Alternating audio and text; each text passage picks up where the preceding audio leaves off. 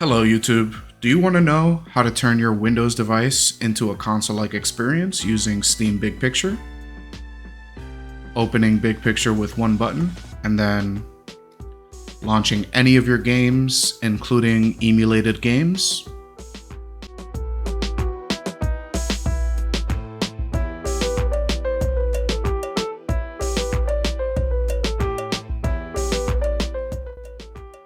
And also swapping between the games easily.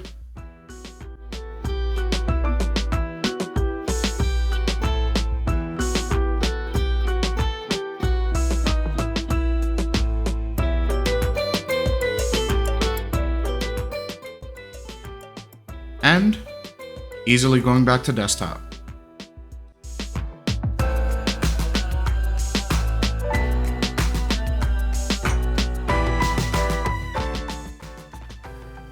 Well, today, that's exactly what I'm going to show you. I know you told your friend you're not okay, and tell me what's wrong and why you never said you felt that way. And guess you're trying to stay strong and fake a smile until I look away. But I've known you too long, it hurts to watch your blue eyes fade to gray as you fade away. As you fade away, as you fade away. This step is self-explanatory. Have a Windows-based PC or handheld device.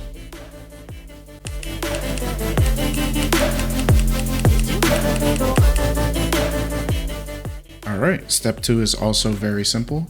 We're going to install Steam, so go to Google, search Steam, and then you should see install Steam under the first result. Go ahead and follow that process. You can save as or open either way, and then go through the prompts and you will hit install. I already have it installed, so I won't.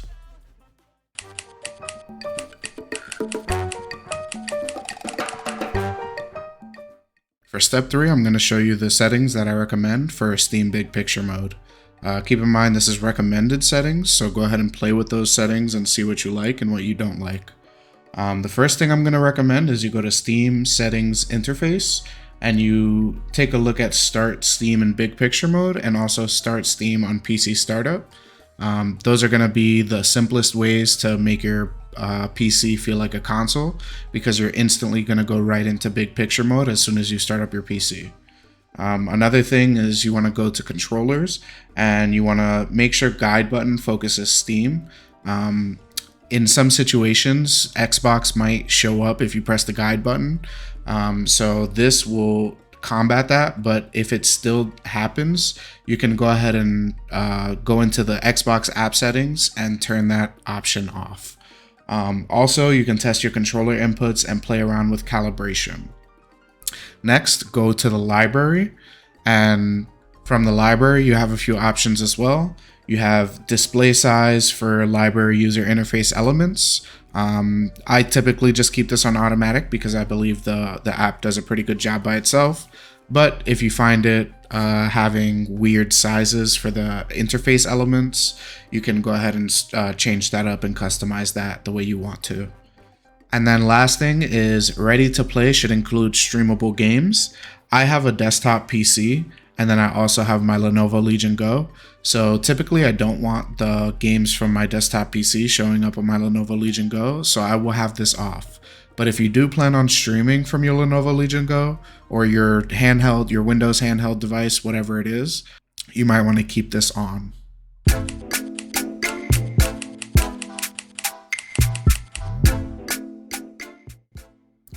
For step 4, I just want you to download some games. It could be Steam, non-Steam. Here I'm showing you GOG Galaxy, but you could really do EA, Epic, whatever. Just go and download all the games that you're going to want to play.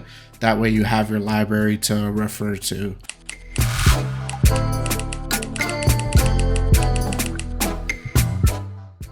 For this step, we're going to be adding a non-Steam game. So go to add a game, add a non-Steam game, and then this is going to pop up. You're going to hit browse to browse to the location of the exe file for the game that you're installing or adding. And then you're going to hit add selected programs once that's selected, and you should see it pop up as a game in your library. It might not have the same name that you're looking for and everything like that, but we'll worry about that later. We'll also take care of the artwork later. So yeah, for now, just go ahead and test that your game works and that it launches. And it looks like mine does. So we're good. Let's go ahead and move on to the next step.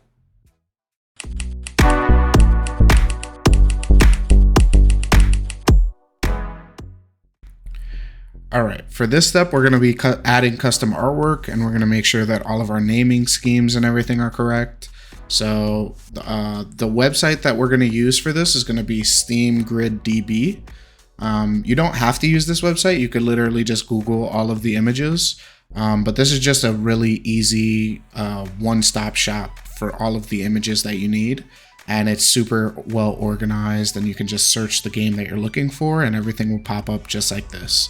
So what we're going to do is we're going to download all of the images we need, and there's going to be 5 images we need. We're going to need a box art, so basically this, and then we're also going to need a kind of a main art with the name of the game, and then you're also going to need a main art without the name of the game. That's going to be the hero, and then you're going to need a logo and an icon.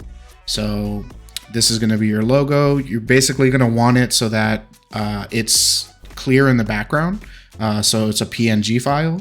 And then same thing for the icon. And then once you have all of that saved, you're basically just going to name it all accordingly, organize it into your folders. And then from Steam, you're going to go to the game, you're going to go to properties, and then click right here, and that will allow you to choose your icon. So we'll choose the icon, and that looks pretty good. We'll go ahead and, while we're here, rename the game. So renamed it to Witcher 3. And then you're going to right click the background there and hit set custom background. And you're going to look for your background, the one without the name, because this section also has a set custom logo.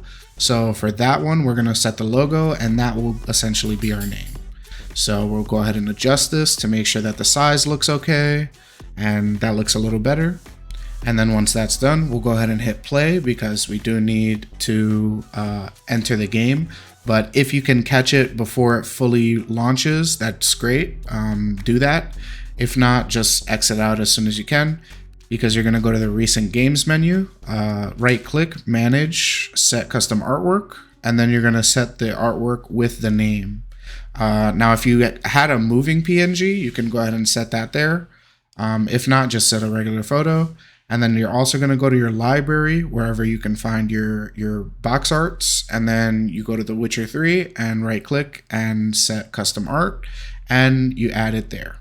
You can actually also do this with Steam games. So I'm going to use this Batman game, for example, but the art is Witcher. So obviously I'm going to go ahead and remove it. But this is just an example of something you can do.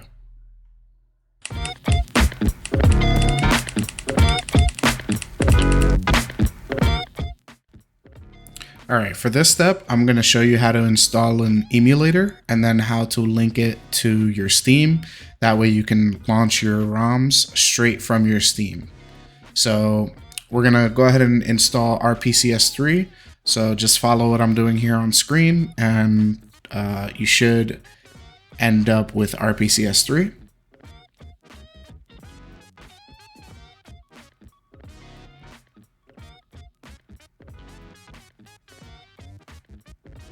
And once you have RPCS3, you're just going to go ahead and open it.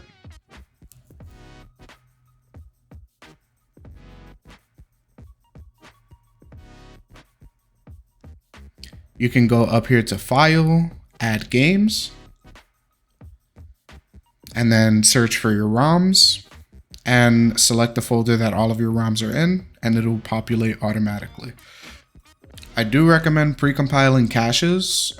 Depending on how powerful your computer is, that could be a long process. Next, we need the PS3 firmware, so I'm just going to go to the official PlayStation website and download the latest one.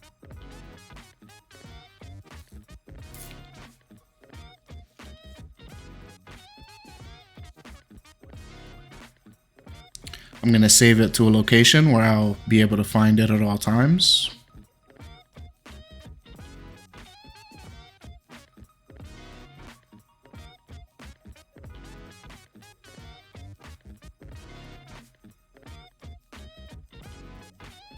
And then I'm going to go to File, Install Firmware, and I'm going to search for it and double click it.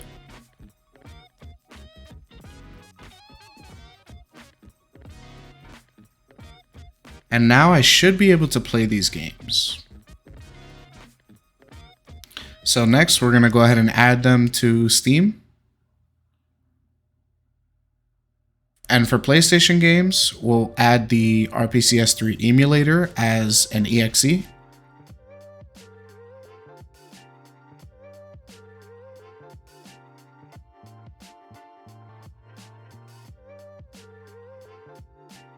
And you want to make sure you have the location of your games readily available, just so that you can copy and paste very easily. And once you have RPCS3 added to Steam as an exe, then you can go into the properties to change what game it launches. So we'll go ahead and rename our game to whatever game we plan on launching. And then we'll mount the PS3 game to our system. And we're going to go specifically to this location. And we're going to copy the directory.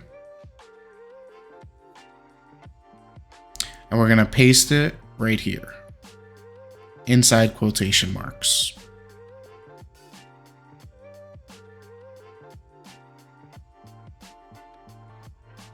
And we're going to make sure that the eboot.bin file is the end of that directory.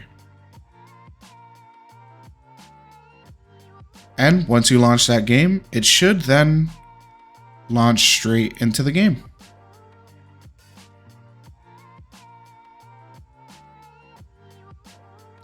Now, if you combine that with the custom artworks, you have yourself a good system.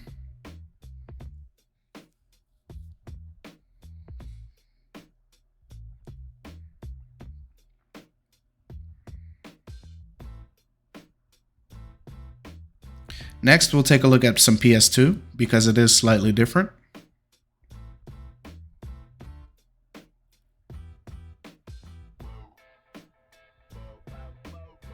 You're going to add the exe the same way you did with RPCS3.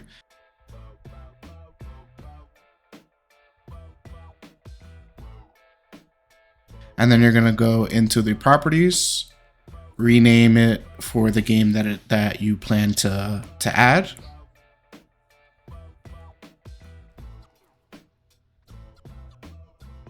And then you're going to go into the target and you're going to copy the directory for the ROM.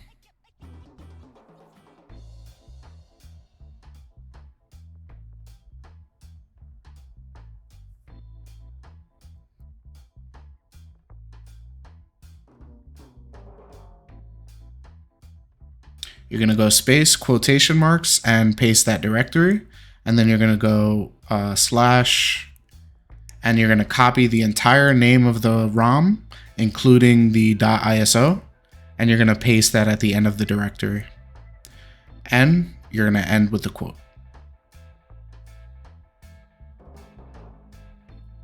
Once that's done, you should be able to launch it, and it should go straight into the game.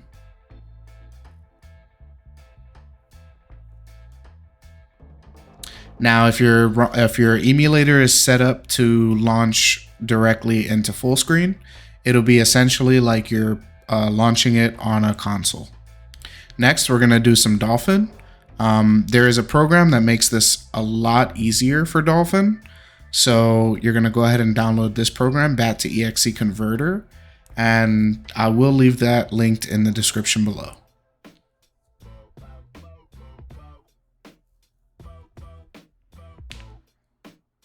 Once you have it downloaded, open it. And you want to open a directory to your Dolphin exe. And you also want to open a directory to your ROMs because you're going to need both file locations.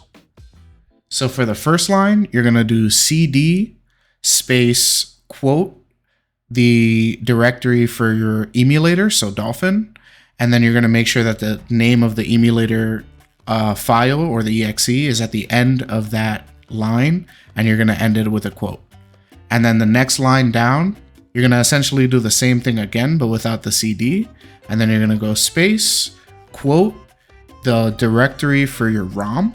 So that includes the name of the ROM itself, including the file type, and then end quote.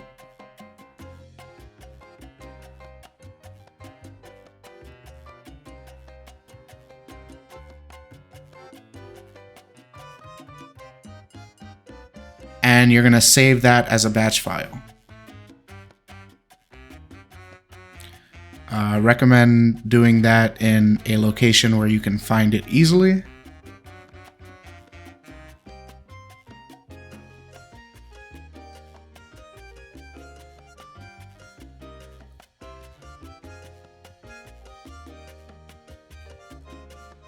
And it doesn't really matter what you name it, but I would name it the same thing that you're going to name the game eventually. And then once you've saved it as a batch file, you can hit convert. And you can type the name that you want the file to be. And you can save that.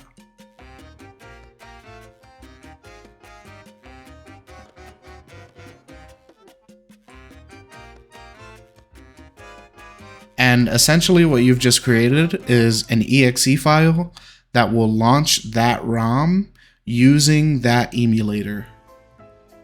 So now if you want to create another one, basically all you would have to do is, you don't want to change this because it's going to change the original batch file. So you hit new, and then you copy everything that you wrote there and paste it, and then you just change all of the little things that need to be changed.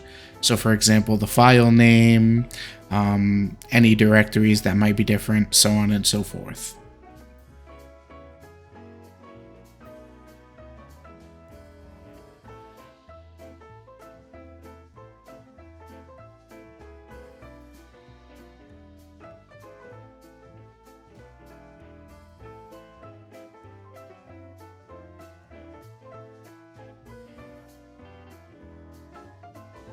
So now that we have that file, we're going to go back to our Steam, add a non-Steam game, go to the location of that file,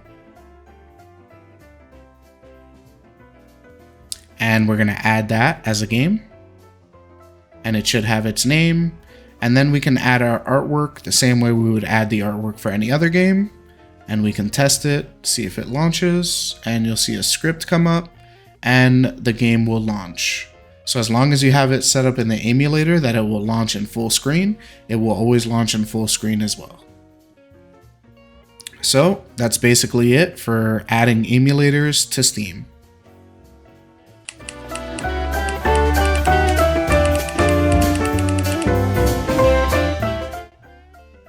Alright, next we're going to learn how to bypass launchers. So Fallout, almost every Fallout game has a launcher that you have to click play, but there's actually a way to avoid that. So all we're going to do is we're going to go to the properties, we're going to go to general, the launch options, we're going to find the exe file for our game, and we're going to take the exe file, the directory of that file, including the .exe,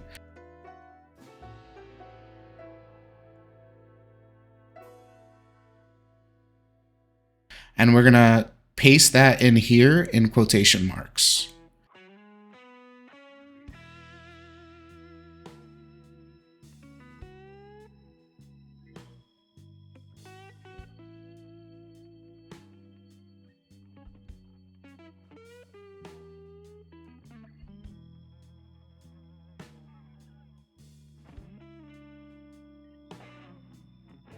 And then afterwards, we're going to go space, percentage, command, percentage.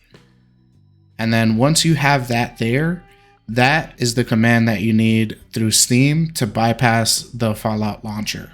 So I'm not sure what all launchers it works with, but so far this is the only game that I've really needed it for, and it works for this. So we'll go ahead and test it, press play, and it does instantly launch into your game.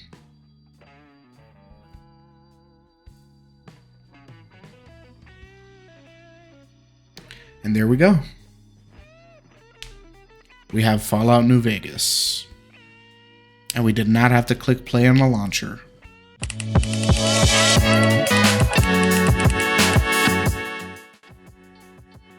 All right, so this is the final result.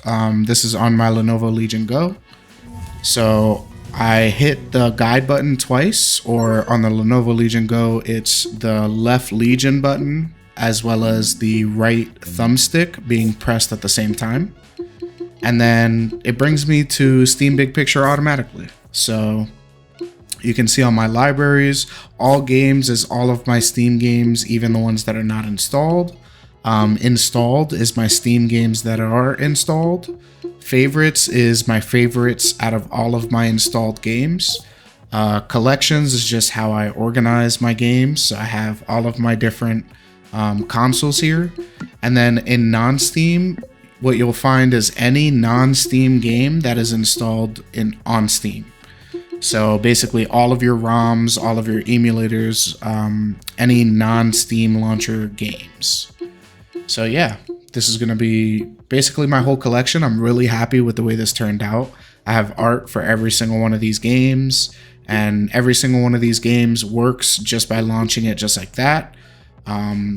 And I actually have my second player controller set up in every single one of these emulators.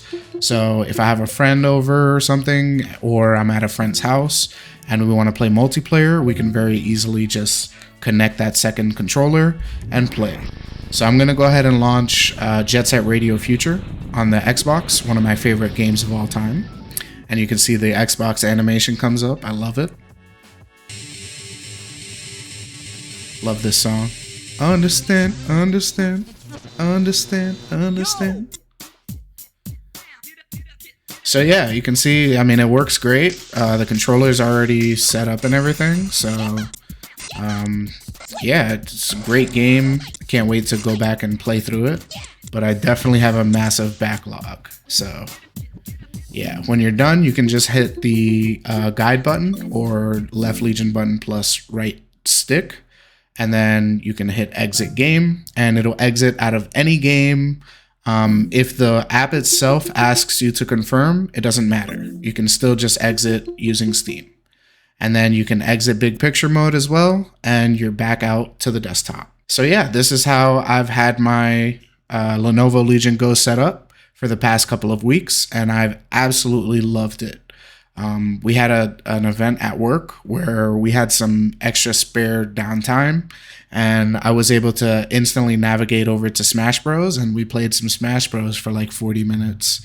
It was awesome. I just connected the Lenovo Legion Go to a monitor using USB-C, and we were instantly playing a Smash Bros. Tournament.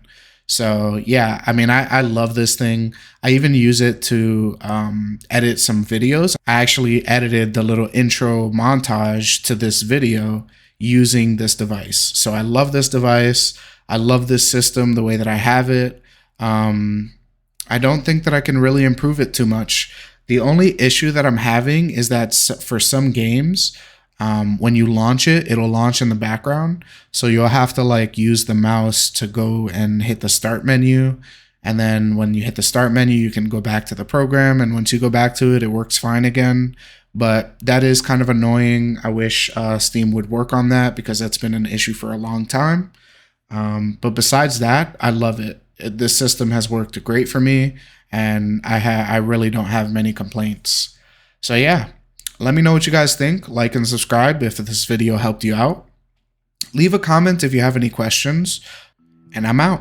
Peace.